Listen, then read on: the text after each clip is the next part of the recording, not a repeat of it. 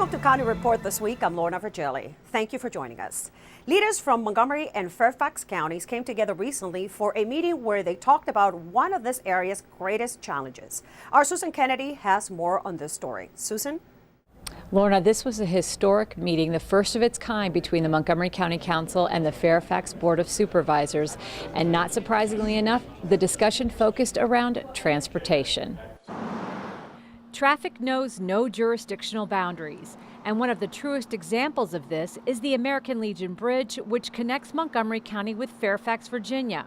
Leaders from both communities had a serious discussion about solving our transportation challenges. This is something that our two counties, while we're fierce competitors, we can be good collaborators when it comes to addressing the number one quality of life issue for our two respective communities. So we need to work together to deal with the traffic issue. And we've got this bridge that symbolizes the direct link between us. And that bridge is not a good situation right now, and it's only going to be made worse by the fact that in Virginia they are expanding capacity on their side of the Beltway, and then you're going to get to that bridge and it's not going to be real good. We actually got down to some nitty-gritty issues as to how we improve our transportation connections, and we've never done that. And that was a really good first step. And we also had the advantage of some of the work of the Council of Governments that has looked at, it turns out, a regional bus network that's worth considering. And we had an opportunity together to raise important issues, like how the heck we pay for any of this. But it's not just the bridge that has seen an increase in traffic. The Maryland State Highway Administration is currently looking at adding lanes along I-270 through the Beltway to the bridge, but the cost of that would be well into the billions of dollars. Though no clear answers came about from the meeting, leaders agree it was a step in the right direction. Did we solve any problems? No, but I think we focused on a set of work issues that are critical to the region, probably the most important ones of all. I'm Susan Kennedy for County Report This Week.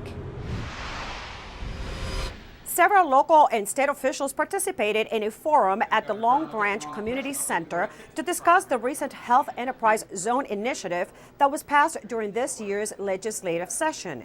The law budgets $4 million to create and support 2 to 4 health enterprise zones in areas with existing health disparities among minority groups. The program aims to attract physicians to underserved areas. We have about 120,000 people in Montgomery County without health insurance. And of course, there's great disparities. In the Hispanic community, more than 19% of people have no health insurance. In the African American community, about 23% of people have no health insurance. So it's very important that we make this case to the state government that this Health Enterprise Zone program, which is intended to eliminate health disparities, that we get a pilot project here in Montgomery County. We know how to do this. We can make it work. We can put the money into patient care right away. Healthcare studies show that Hispanics have the highest uninsured rates of any racial or ethnic group in the United States. But county council members are hoping the recent decision by the Supreme Court to uphold the Affordable Health Care Act will provide the local Latino community more access to care. Iris Argueta has more on the story. Elba Zubia thinks twice about going to the doctor because of the cost of medical care. Que cuesta mucho los seguros, cuesta mucho la consulta, cuesta los laboratorios. But patients like Elba and millions of other uninsured Latino residents will now get access to care at more affordable rates through the Affordable Health Care Act. We are one of the communities that's the most underinsured, and so 9 million Latinos stand to benefit from the Affordable Care Act. Latinos of all income levels who are uninsured will have access to health insurance through the Affordable Health Care Act. And Obama administration officials at the recent White House Hispanic Community Action Summit in Maryland encouraged Hispanics in Montgomery County to take advantage of the law, which was signed by the president in 2010. Sometimes our community doesn't know that the initiatives and policies that this administration has fought hard for affect them because it doesn't say the Latino Affordable Care Act or the Latino Race to the Top. But the reality is that everything that this president has done and every initiative that he has passed has a tremendous impact on our community. The Affordable Care Act includes access to free preventive care and eliminates co-payments for preventive services. Dr. Izquierdo of the Care for Your Health Clinic in Silver Spring wishes more young Latinos would use this benefit. I cannot tell you how many times in our door-to-door program we find really young people with advanced disease. So my hope, and let's see how it goes, but my hope is that by mandating everybody having an insurance, people would be more willing to engage in preventive activities. Thank God that the Supreme Court decision ensures that finally Montgomery County will get help from the federal government and from the state government in making sure that everyone has access to health care. This is about human dignity, and it's about what are the primary values of this great country. For County Report this week, Iris Argueta. The U.S. Department of Health and Human Services also says the Affordable Health Care Act will provide more preventive services to nearly 4 million Latino elderly and disabled patients who receive health coverage through Medicare.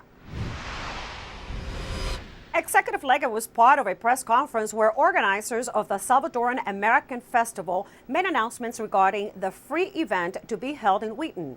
The festivities will support the first annual Latino Health Fair. The stage is ready at the Wheaton Triangle. The first Salvadoran American Festival will take place on Sunday, August 5th. And the county executive who visited El Salvador last year is more than enthusiastic about the community-free event. That it continues to enhance our reputation as a community that literally represents and welcomes people from all over the world. And our Salvadorian community is an integral part of that. So come out and celebrate with them and celebrate with us and have a wonderful, wonderful time. Aside from the traditional showcase of crafts, live music, and food, the festival will hold a Latino health fair to provide over 20 health screenings and information on how to access state and community-based services. We're having about 20 different tests and screenings that will be available free of charge. We're having a dental bus for children from Madi Center. Incredible support from the healthcare community. It is estimated that Montgomery County is home to approximately 56,000 Salvadorans. The festival will take place on Sunday, August 5th at the Wheaton Triangle from noon to 6 p.m. When we come back, County Council discusses wages for service workers. And there are some newly repaved roads throughout the county. We'll tell you more in this transportation update. Montgomery County is looking for a few good men and women and teenagers too to help with the county fair. Volunteers are needed to give out information, get the fairgrounds ready, organize games for small children, and prepare and serve food. The possibilities are endless, but you have to sign up now to volunteer in August. Call 301-926-3100 or visit MC Ag Fair to find out more. Be a part of the county fair and this year, volunteer.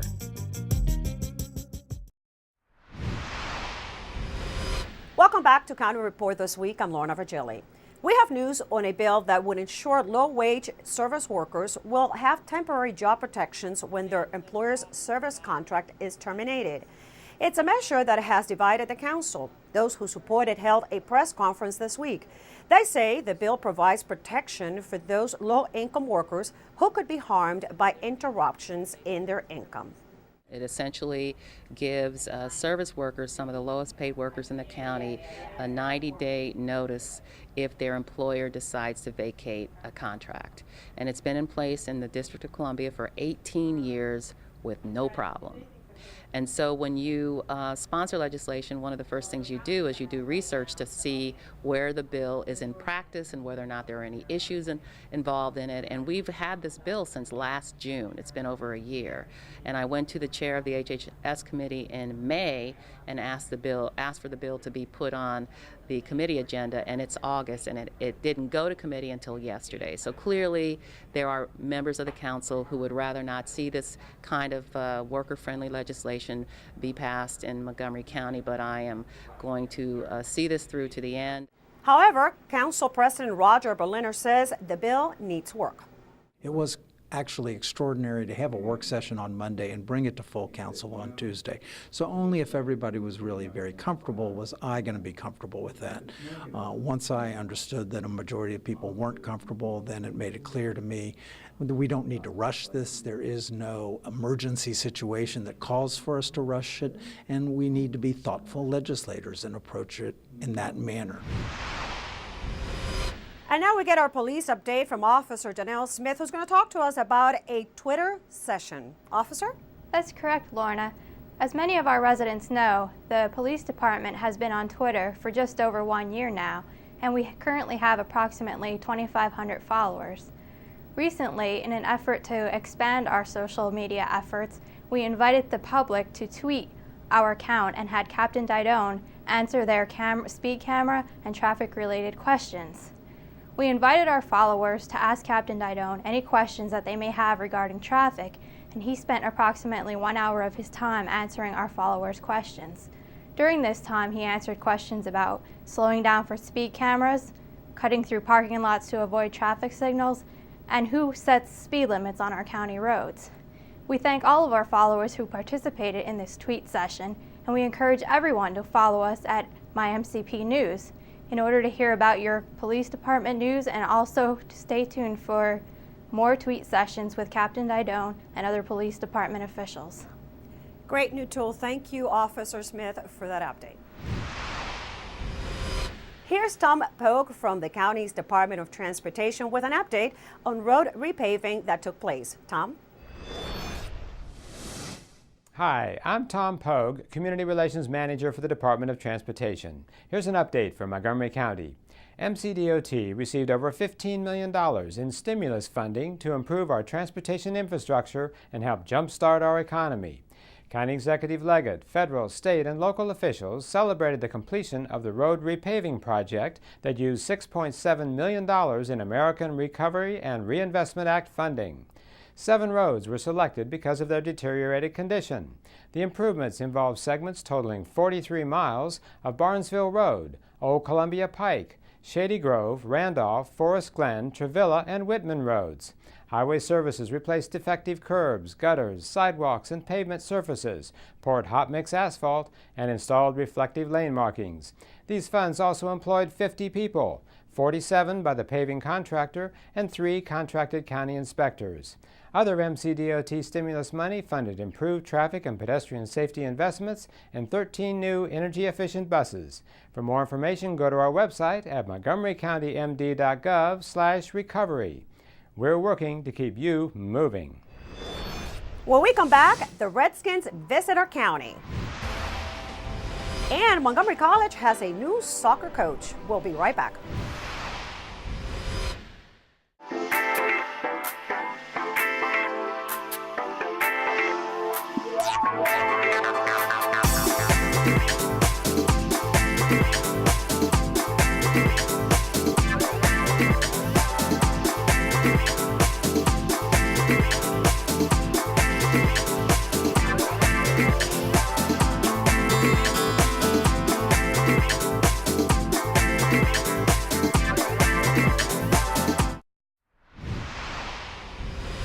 Welcome back to County Report this week. I'm Lorna Virgili. Just 2 days before training camp began, the Washington Redskins' 80th anniversary tour bus made a stop in Montgomery County. My MC Media's Sonia Burke reports. The Washington Redskins' 80th anniversary tour made a stop here in Silver Spring. Along for the ride, Dexter Manley and Charles Mann. The 2 football greats, who have both won Super Bowl rings, addressed young campers at the Mid-County Recreation Center, where they stressed the importance of staying active. We're going to get these kids moving around. There's opportunities for us to show the fans and the people of this community that we care, and this is a great way to do it. You know, this is a great franchise. It's been around 80 years, and we could not have done it without their parents, their grandparents, and their foreparents. And so it just trickled down. And so everybody's giving back, and I want to be a part of it. Also on the Skins Thank You Tour, 2 current players, the cheerleaders, and the Hogettes. Redskins Nation host Larry Michael called the visit a homecoming. I want fans to know that I'm from Silver Spring, Maryland. I love being here. My mom lives up the street. I grew up in Four Corners, and not very often we get a chance to come to Silver Spring and bring our TV show here and see the fans here and see some familiar faces. I feel at home. During the event, the kids played field day type games and they learned a lot more about the Redskins. They asked me, what is it like to be a Redskins cheerleader? Everybody wants to know about RG3. Do I know RG3? Have I met RG3? What's he like? And so the answer to most of those questions is yes, he's a great guy. The Skins visit was a summer highlight for more than just the kids. I've been a Redskins fan my entire life, and to have a position where I can create these kinds of partnerships and spread messages that are positive like this and help provide a mechanism for kids to have these kinds of opportunities, I can't think of anything better. And the athletes want the kids to know that there's more to life than just playing ball. I haven't played football in 16 years, but my character is what's gotten me out here, has people wanting to see me at certain events. And if we can just build character in this team and these young athletes, they'll make their mamas proud. In Silver Spring, I'm Sonia Burke reporting. There's a new era about to begin in Montgomery College men's soccer, and MCTV's Michael Brown has the details. The Montgomery College men's soccer team has a new head coach, and for the first time in school history, they've gone outside the program to make their pick. Pedro Braz is the choice, and he's the first MC men's soccer coach who did not play at the college prior to coaching here. But Braz comes to MC with an impressive resume. I went to UNH, University of New Hampshire. I played 4 years there, had a really great time. I remember 2 out of the 4 years we were ranked regionally, and then my junior year, I remember we were ranked top 25 in the country. After college, he played First Division soccer in both Angola and Puerto Rico, and then the USL here in the States. Then coaching beckoned. Even since I was younger, I always knew that was my path. Like I was a decent player, but even when I was yay high, I was 6, 7 years old, I kind of knew I always wanted to be affiliated with the sport, and I always knew I can somewhat tap into people and kind of motivate them. So coaching was always my final goal. So after serving as an assistant coach at Dean College in Massachusetts for 3 years, the allure of the MC opening enticed him. The history of MC soccer, period, it's phenomenal. From I could take it back from years when Coach Tom was here, and he was here for 32 years, and that was before Coach Steve. Both of them, again, I want to salute both coaches. They were phenomenal, and they're legends here at MC, and I'm definitely looking forward to continue that here. And he begins his tenure with definite goals in mind. I think I'm ready, and then I think I'm the man for the job for it. So my 2 goals here is to get these student athletes, one, through school and leave here with an associate's degree and further their academic career more than the soccer, and then win. And he's eager to get out on the pitch. Again, I'm ready. I'm ready to go. I'm anxious. I'm ready to meet the players, the returning players, and then the new players coming. So I'm ready to take on the challenge, and I feel like I'm prepared and ready for it. And I think we should have a successful season. At the end of each school year, there are countless new and used supplies left over from local schools. Many of those items end up in the hands of those who need them most. For more on that story, we go to Richard Montgomery High School. Binders, pens, crayons, folders, and pencils. These are just some of the free supplies hundreds of families in need and nonprofit organizations got to take home from the MCPS and Learn Shop Inc. Drive for Supplies event. For 13 years, MCPS has distributed new and gently used school supplies. This year, more than 13,000 pounds of supplies were collected from MCPS students and staff, who donate as they clean out lockers, desks, and closets at the end of the school year. It is so important that we continue to do everything we can in our county to help support those who need a little help. Every little bit helps. You might only have one box of collected supplies, but the things that are in that one box might make a really big difference to somebody. Student volunteers spend several days in the summer sorting and repackaging the supplies, learning about the importance of giving back and recycling. If you volunteer, you can volunteer throughout your whole life and know that I've done something great with my life, even though it was small. For some, this program offers much needed support in these tough economic times. For a lot of our families, it's a relief so that they have something for their children for school. A lot of them just don't have it to do, and this helps them. This program has distributed more than 55 tons of supplies since 2002, and Board of Education President Shirley Brandman hopes that number will continue to grow. We've had 61 schools participate, which is great, but we're a county of 200 schools, and we really hope that every school will take to heart this wonderful program that's a win-win on every level. That's a great way to help students meet their needs as they prepare for the upcoming school year. The 2012 National Night Out annual observance will take place on Tuesday, August 7th. National Night Out is designed to generate neighborhood support of and participation in crime prevention efforts and to enhance police and community relations. Along with a traditional display of outdoor lights and front porch vigils, many communities celebrate with a variety of events to help neighbors get to know one another and to build community spirit. County Executive Ike Leggett and Police Chief Tom Manger, along with the members of the police department's command staffs, will be attending many of the Night Out observances throughout the county. For a full list of locations, please visit mymcpnews.com. When we come back, we take you to an art exhibit in Rockville. And we travel back to the Civil War. Stay tuned.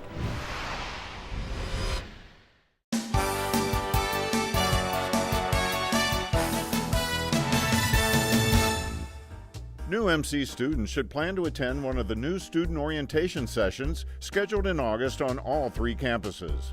Learn about student life activities, counseling services, financial aid, and much more. If you're a working adult and want to go places in business, then enroll today in MC's Accelerated Business Program. Learn essential business concepts in a program designed for adults to complete their degree within 2 years. And the credits are transferable to 4-year schools. Pedro Braz has been named the new men's soccer coach at MC. Braz arrives with an impressive resume. He played 4 years for the nationally ranked University of New Hampshire team and also played in Angola and Puerto Rico. And he served as an assistant coach for NJCAA Division I powerhouse, Dean College. For more information about the endless possibilities at your community college, visit our website. Welcome back to County Report this week. I'm Lorna Virgili. Rockville 11's Ali Kiva visited the Rockville Senior Center to talk to artist Pierre Ruffo about his popular exhibit. Here's a story.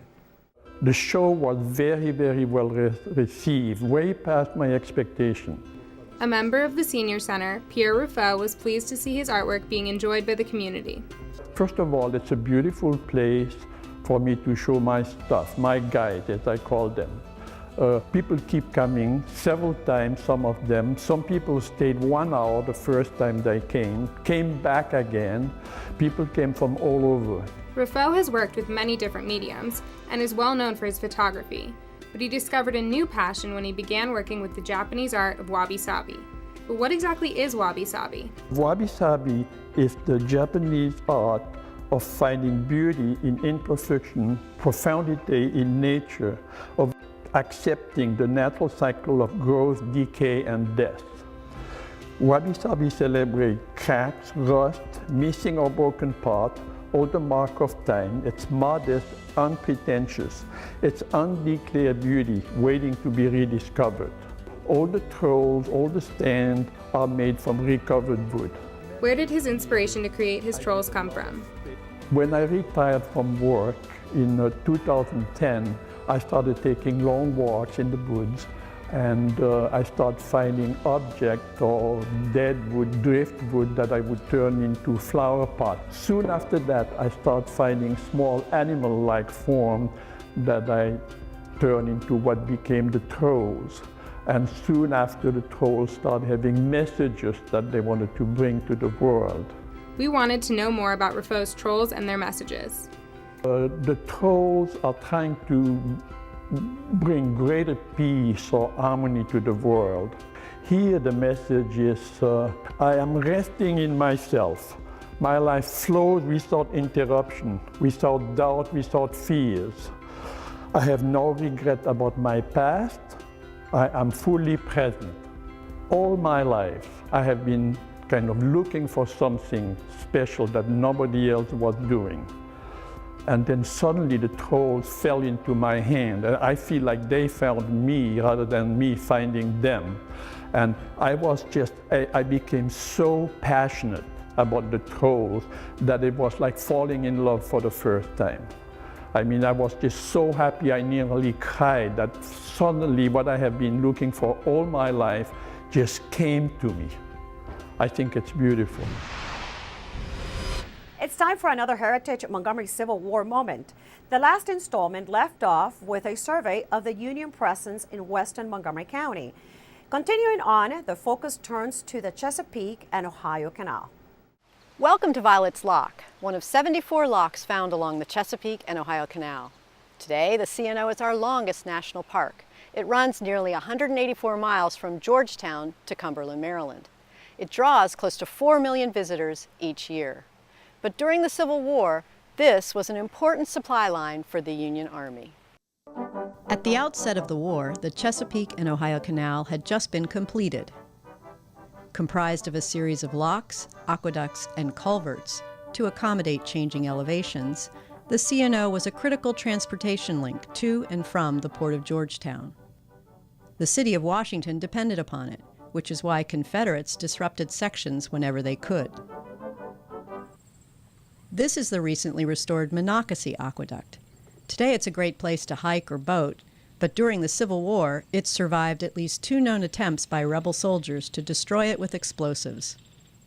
Because the canal runs alongside the Potomac, all troops crossing the river, Union and Confederate, also had to cross the canal. The sheer numbers caused ongoing destruction. Prior to the war, the ferry that operated here at Edwards Ferry connected Virginia to Maryland. The canal is just up the hill, along with the remains of a small town. Union forces camped here throughout the war. In October 1861, Edwards Ferry was the site of a makeshift hospital that cared for soldiers wounded in the Battle of Ball's Bluff. One was a young Oliver Wendell Holmes. And in 1863, prior to the Battle of Gettysburg, General Joseph Hooker and his Army of the Potomac crossed the river into Maryland, here at Edwards Ferry, using 2 1,400-foot-long bridges that Union engineers had constructed from pontoons.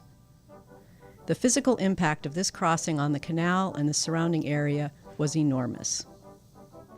For County Report This Week, I'm Barbara Grunbaum. For more of the county's involvement in the Civil War, visit the Heritage Montgomery website and click on Civil War. Now let's go to Kathy Stanhope from the Humane Society. She's looking for a home for an 8-year-old male dog. This is our Pet of the Week segment. Hi, this is Kathy Stanhope with your Pet of the Week at the Montgomery County Humane Society. And this gentleman is Beegs. That's a very original name for a beagle, but a beagle he is. He's a tri-colored beagle, and he is in the prime of his life. He's about 8 years old. We found him as a stray. And if you are a beagle owner, you have to remember beagles tend to follow their noses. And that's probably how this poor guy wound up a stray. Someone let him off the leash, and he followed a scent, and he lost his way back, and he couldn't find his way home. So if you're an experienced dog owner, this is a good dog for you because he will try to wander. But if you keep him on a leash or in a good fenced-in yard, you'll keep him forever. He's got a good 8, 9, 10 years in him yet. He is very sweet. If you're looking for an easy dog, this is it. He gets along well with other dogs, cats, kids. He walks beautifully on a leash. He's just the sweetest guy. And you can't tell it, but he's also very soft. He loves to be pet and cuddled. He wants to go home with you, and he needs a home. So come on down and meet Beegs here at the Montgomery County Humane Society. And remember, it's hot now. It's very hot out. Please don't take your dogs out for a ride in the car and leave them in the car. Even if you leave the window open a lot, the car gets very hot very quickly. So the dog can die. You can get a ticket. Please leave your dogs home in the air conditioning. They're much happier. So come on down, though, and see Beegs here at the shelter. You want to take them home with you, give us a call at 240-773-5967 or visit us on the web at mchumane.org. Be ready for the fair. We would like to close the show reminding you that the 64th Montgomery County Agricultural Fair will take place from August 10th through the 18th at the Montgomery County Fairgrounds in Gaithersburg. As usual, it promises to bring exciting attractions and contests with over 40 rides, plenty of food, and many family activities. Don't miss it. With that, we close this edition of County Report this week. Remember to like us on Facebook and to join us at this time every week for a look at what's going on inside Montgomery County. I'm Lorna Virgili. Thank you for watching.